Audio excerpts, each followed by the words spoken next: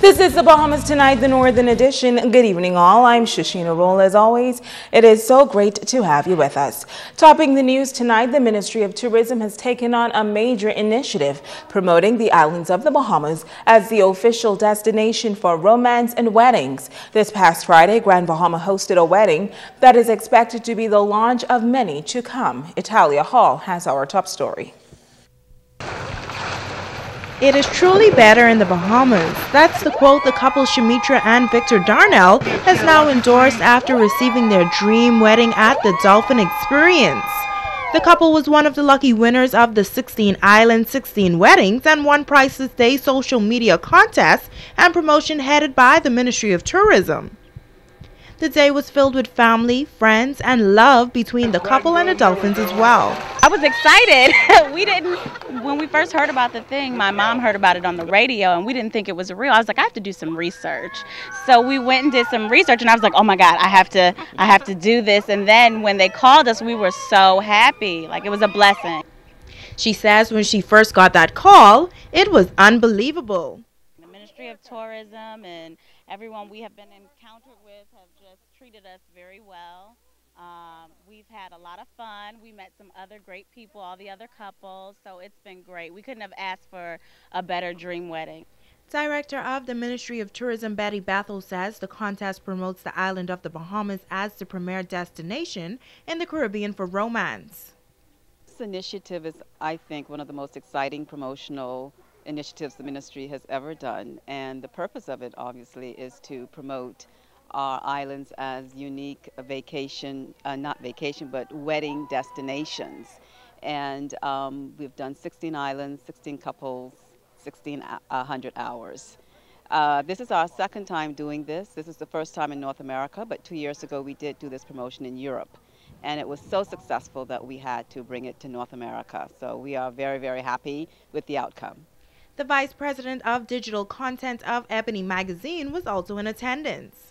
It's better in the Bahamas, that we know. It's really wonderful to be here and to experience the culture and to see the natural beauty, but most of all to celebrate Black love. You know, Ebony Magazine has been doing that for a very long time, almost 70 years now.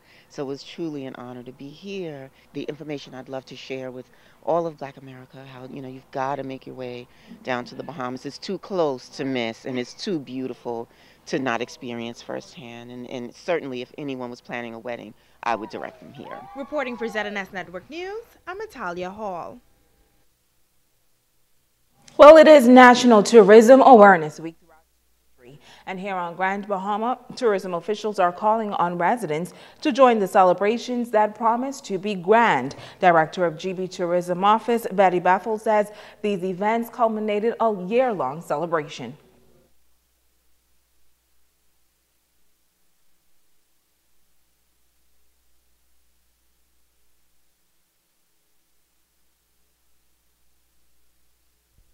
Today we begin by educating our 6th to 12th graders with a speaker circuit, and our tourism professionals will go into the schools and educate 6th to 12th graders on the topic Tourism 50 Golden Years, the best is yet to come. On Tuesday, we will celebrate and introduce our CACIque finalists. We want the community to come out and encourage them as they travel to Nassau over the weekend for the CACIque Awards. So our plan is to introduce our finalists. We have 4 finalists this year in the CACIque Awards, and we would like to celebrate them and introduce them to the community. That will happen at the Port Lucaia Marketplace on Tuesday evening from 6 to 8, and we are encouraging everyone to come out and celebrate this milestone with us. Now, Bethel says another major event is also planned.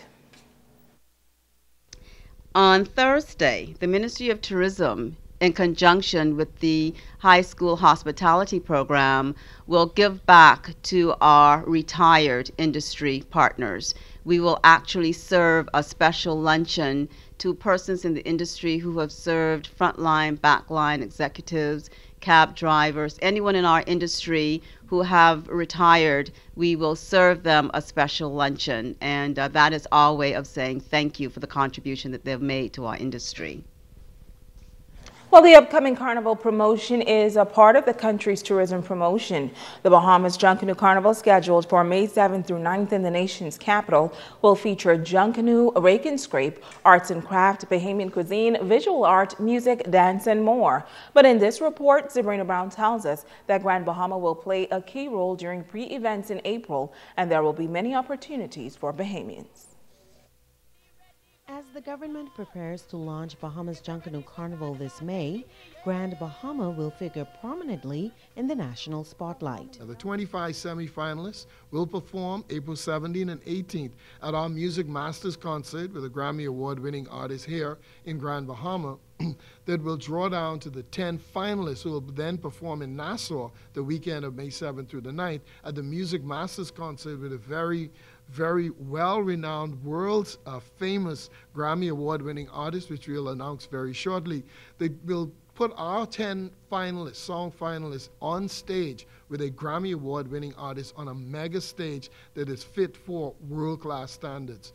CEO of the Bahamas National Festival Commission, Roscoe Dames, says the commission is working hard to get Bahamians to understand the magnitude of this initiative. If we're able to, through the carnival companies and the one here in Grand Bahama, able to empower Grand Bahamians and artists and artisans, then that whole cultural dynamic starts to develop. That's part of the mandate of the Festival Commission, to stimulate small and medium-sized businesses in the cultural and creative arts and the creative community. Dames, who has traveled extensively to carnivals around the world, says these cultural festivals generate millions of dollars for host countries. He gives an example of a success story in St. Lucia. When the St. Lucia Jazz Festival started, she started with 1 or 2 stores. She's up to probably about 8 now all around the island. And her children come back home to help her for 1 week a year. The lady makes enough money to sustain her for a year. So she only works 1 week a year during the festival. So do you think the community making that kind of income are gonna allow the government to stop that festival? No way. He says the opportunities are endless for Bahamians. Whether you're a craft vendor or food vendor, if there is sufficient bodies on this island, you should be able to generate sufficient revenue to sustain you, if only for 6 months. But it's more than what you would have had we not done this event.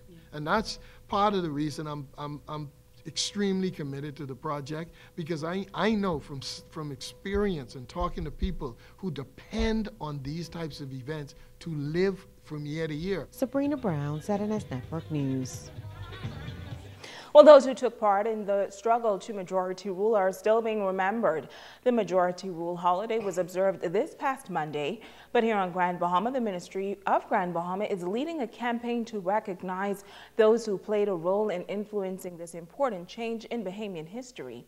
Today, officials traveled to the West to meet with some of the heroes and heroines whose efforts so far have gone unnoticed. Megan Shepard has this story. The Commonwealth of the Bahamas, along with the Ministry for Grand Bahama, honoring several persons within the 8 Mile Rock community Monday afternoon for the role they played during the majority rule era. Minister for Grand Bahama, the Honorable Dr. Michael Darville, traveling to the Western District to present the honorees with their plaques as they travel down memory lane. Honoree Clarence Bartlett emphasized why residents felt the need for change. We felt that it was time for a change as young people. We were young then, and there was mixed feeling among some older people who were used to things as they were. But we decided that we want something different, and we went out and did all we can to bring that about. And then you can imagine the jubilation at the end of the day that we had. Reverend Dr. Ralph Russell, now 96 years old, recalls the days in the West before words were around. He says persons would have to walk everywhere, and so they were able to identify those who made the journey by their footprint. After the people see his truck, he saw me in Grand Bahama because they saw his truck. That's the way they used to identify people, mostly by the truck. Foot truck.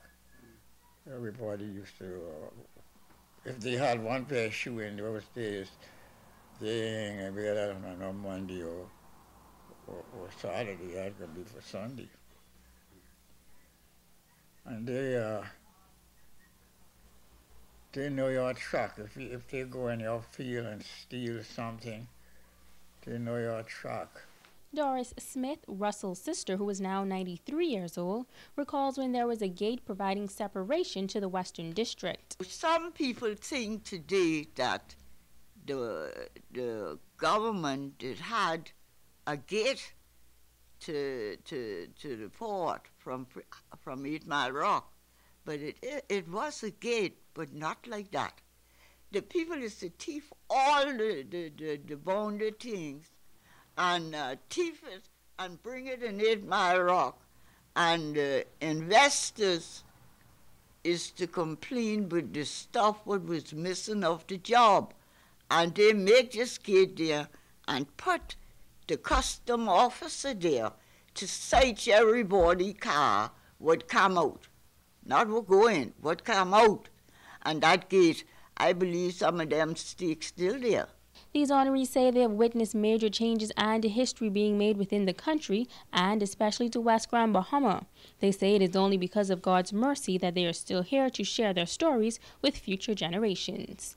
Megan Shepard, ZNS Network News. Stay with us, there is more news right after this. Bringing news that matters to you. You're watching the Bahamas Tonight Northern Edition. Welcome back. A Grand Bahama man is listed in serious condition following a stabbing incident.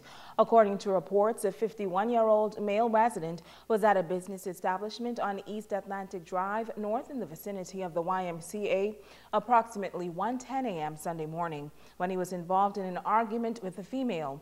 Reports say the woman's male companion then stabbed the man about the body with a knife, causing serious injuries. He was transported to the Rand Memorial Hospital by EMS personnel. Police on Grand Bahama seeking the public's help in solving this stabbing incident.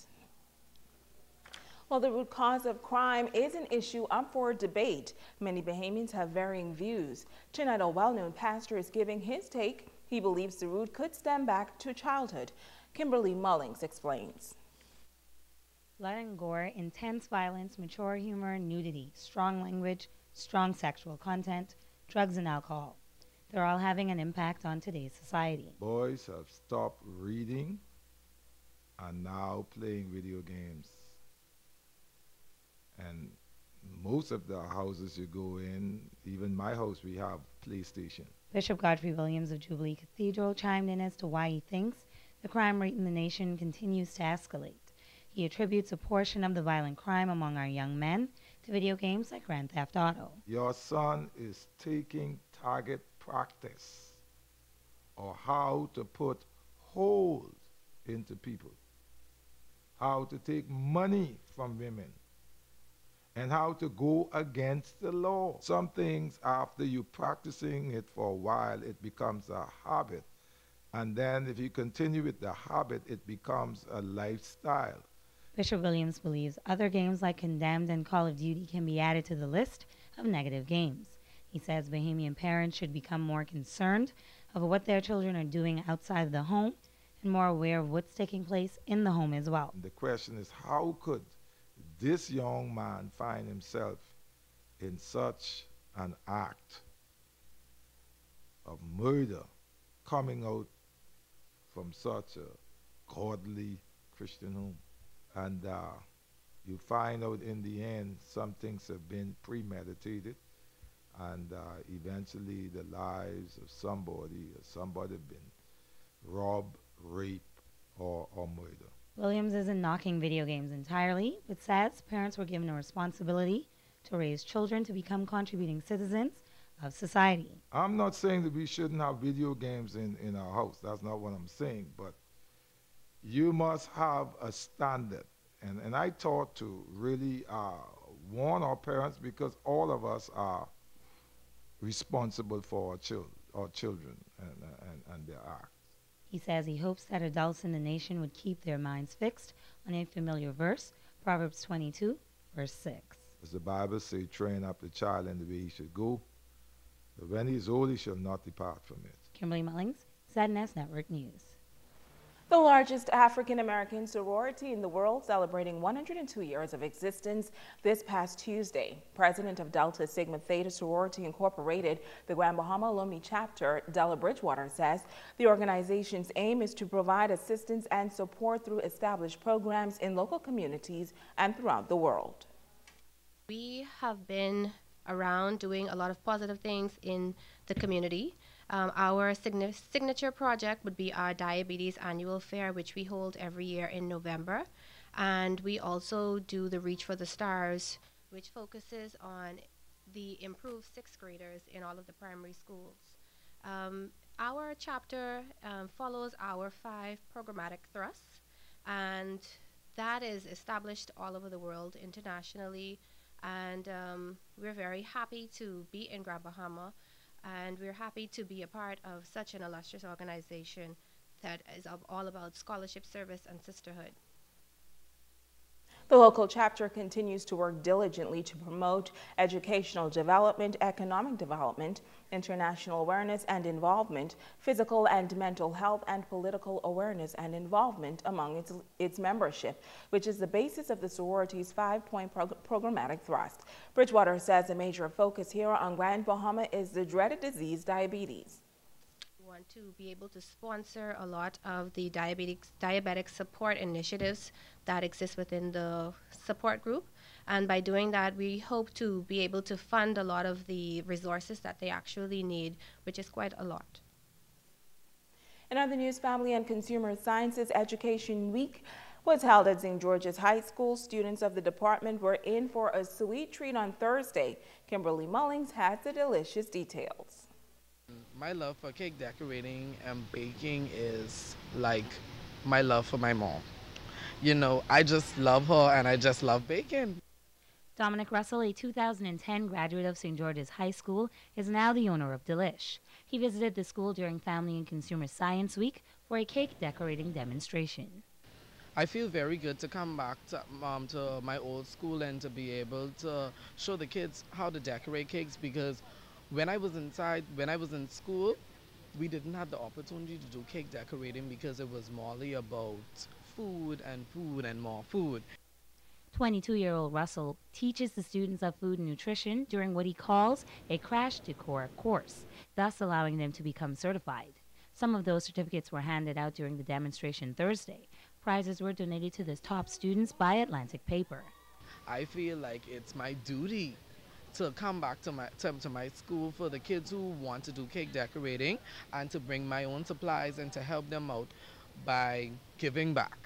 I just felt like I had to open up my own business, and with the help of my family and my friends, one in particular, I call him my boss, Andrew Forbes. He was the one who really helped me get my business together. He showed the students how to make a bow, a few basic piping techniques, basket weaving, how to use gum paste, and press-outs. Believe it or not, this impressive young entrepreneur has never received post-secondary education.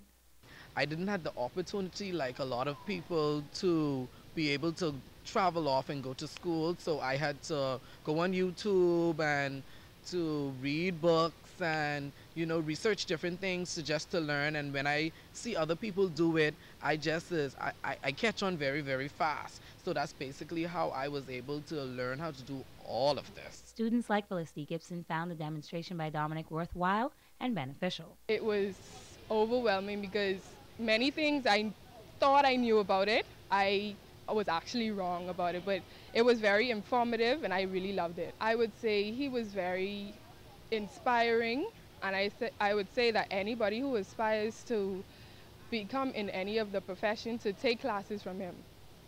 Yvonne Pearson, supervisor of the FCS department, says it was a delight to have Russell with them for the day. He was one of our students, and we are happy, always happy when we can get one of our own to come.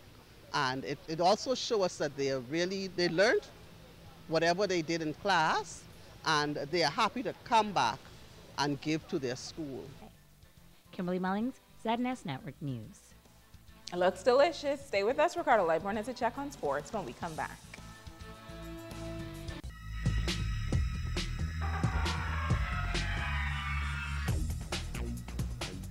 Everybody, it's Monday. It's time for Sports and Ricardo Light. When this one tonight goes out to Jeannie Woodside, she says she can still actually play hopscotch. I know she can play that, not with them feet. Anyhow, senior boys basketball playing the Derek and Nesbitt Obi Wilcombe High School League. Folks, let me take you to the Jack Haywood Gym. Falcons and Stingers, you're going to enjoy this. The Sunline Stingers and Tabernacle Falcons on court, and senior boys playing. This one was a classic from start to finish. The Stingers showing the range from the arc. Brandon Meadows nails it. Here comes the Falcons. Raheem Lang with the dish to Cedric Delancey. Sunline had a game plan, and that was to shoot the rock, and that's good. The size factor was hard for the Falcons. The counter and a jump hook, that's one way to make it happen. Tabernacle plan was to take the action to Sunland. Janico Russell also with the deuce, and he gets the foul. He's working on a 15-point game. Actually, Franco Miller saying that he too can follow the game plan, taking it to the basket and won. The Stingers played with heart and some good hustle. Tyler Davis with the right place and a 14-point outing, but the Falcons would not give ground. Raheem Lang this time with the dish to Alvaro King. Coach Philippe cool as a cucumber. Coach Bain, on the other hand, not a happy camper. Here's a smile for Coach Bain. Russell hits the tray. The Stingers took exception, and also that's from Stingers country. 52-49 the score in the ball game. The officials, Larry, Lincoln, and Allen, going over the ruling. Get it right, guys. The Stingers then stepped up the defense, the turnover, the easy deuce for Travis Martin with the 12-point game, and Daniel Wright with 13. The Martinburg family not happy with this one. The Stingers won it 63-53. Khalil Solomon added 10 points, and for Coach Jay Philippe, a big win. We took a major step during the Christmas break, where a lot of teams took the time off. We traveled, we practiced, we stayed in shape just for this particular time in the season. It's a very important game for us tonight. We treated it as if it was a championship game, and I think my guys responded very well, especially on the defensive end with our help defense and our pressure defense. Look at your guard play. Very impressive this year. You got a 4-guard rotation. Does that help you in terms of your offensive side of the game? Yes, it does, because I consider it a guards game. And with 4 guards on the court, they can control the game, whereas with the big, it's not that easily. But my guards played exceptional tonight, especially Khalil Solomon and also Tavares March. They did an excellent job controlling the tempo of the game, and they were a pest on defense, and that's their assignment tonight, and they did a tremendous job. And as you do know, the Seahawks are in, so if you see Dashy Williams, he is carrying on like a nut tonight. And also, you have Ted and also Darryl Ware, they too going with the Pats. Anyhow, I can leave that alone. And Godfrey Edgecombe called me from Road Traffic. You know that guy? He said he's still kicking, okay? He ain't going nowhere. All right, that's sports tonight.